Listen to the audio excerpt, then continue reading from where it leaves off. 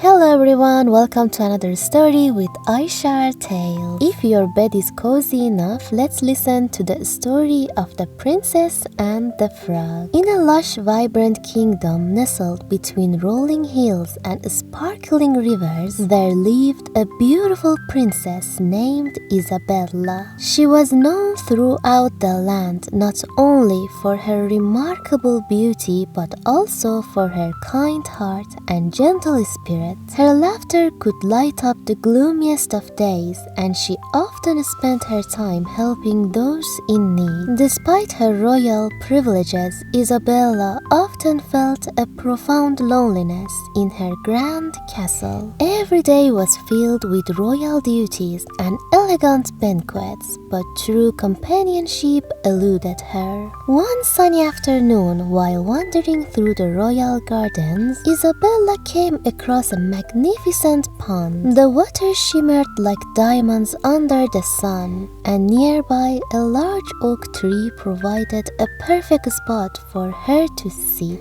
As she indulged in her favorite pastime of throwing a golden ball high into the air and catching it, she suddenly lost her grip. The ball soared into the air and plunged into the depths of the pond with a soft splash. Isabella gasped, leaning over the water's edge, panic bubbling within her. The golden ball was her most prized possession, a gift from her late mother, who had always told her that the ball was imbued with the spirit of joy. As tears filled her eyes, she wished that she could have it back. Just then, a small green frog surfaced from the water, its eyes glimmering with curiosity. "Why are you sad, dear princess?"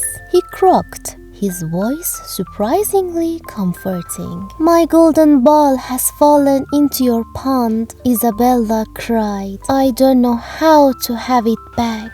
"I can help you," said the frog, "but you must promise me something in return." Isabella, desperate to recover her cherished ball, listened intently. "What do you want?" she asked. "I wish to be your friend, and you must promise to take me back to the castle with you," the frog replied earnestly. "I long for companionship."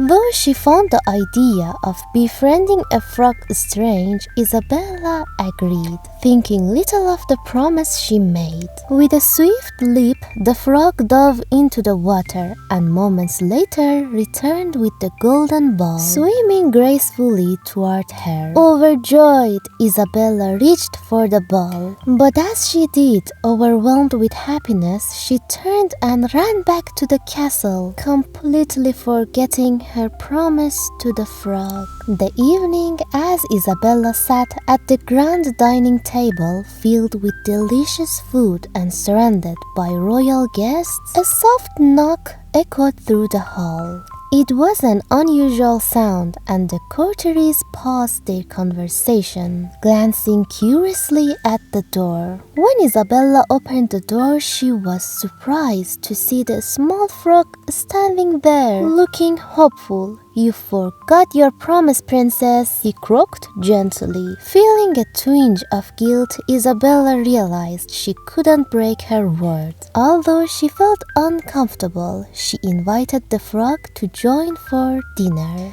The courtiers were startled, whispering among themselves. Some laughed at the sight of a frog at the royal table. Despite her initial hesitation, Isabella found herself laughing at the frog's amusing stories and witty remarks. He spoke of the world beneath the pond, of the mysterious and treasures hidden in the waters. Everyone was startled to see the princess enjoying the company of a frog, but to her surprise, she found a sense of comfort in his presence. Night after night, the frog dined with her, and as time passed, he became less of a curiosity and more of a dear friend. Isabella realized she looked forward to seeing him, sharing her dreams and joys, along with the burdens of her royal life. One starry night, sitting on her balcony, Isabella felt a deep bond grew between them. Despite the differences in their forms, she began to see the goodness and bravery in the frog.